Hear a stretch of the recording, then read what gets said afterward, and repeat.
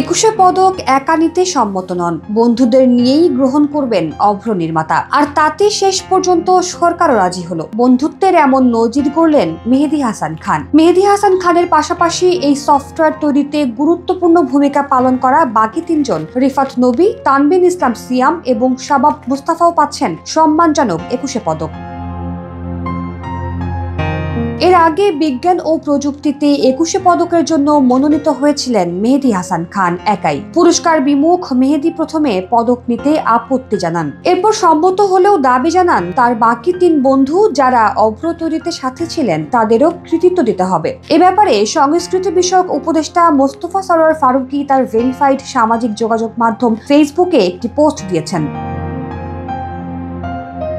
ফারুকী তার পোস্টে বলেন, আজকে খুলেই বলা যায়, আমরা জানতাম মেহেদী হাসান খান পুরস্কার গ্রহণ করতে আগ্রহী নয়। এর আগেও তাকে অ্যাপ্রোচ করা হয়েছিল। তিনি পুরস্কার না নিতে পারেন জেনেও আমাদের ক্যাবিনেট থেকে আমরা পুরস্কার ঘোষণা করতে সম্মত হই। এর মাধ্যমে আমরা বার্তা দিতে চেয়েছি আমরা কাদের সেলিব্রেট করব।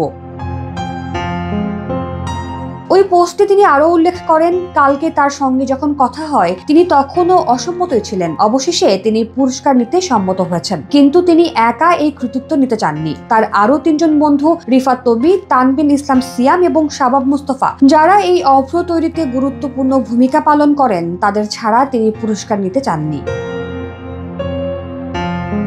মোস্তফা সরোয়ার ফারুকীর পোস্টে আরো লেখেন, আমরা আনন্দের সঙ্গে জানাচ্ছি স্রোতের বিপরীতে এগিয়ে যাওয়া এই চার গুণীকেই অভ্রর জন্য দলগতভাবে 21শে পদকে সম্মানিত করার সিদ্ধান্ত গ্রহণ করা হয়েছে। অবশেষে চারজন বন্ধু পৃথিবীর বিভিন্ন প্রান্ত থেকে বাংলাদেশে আসছেন পুরস্কার গ্রহণ করতে।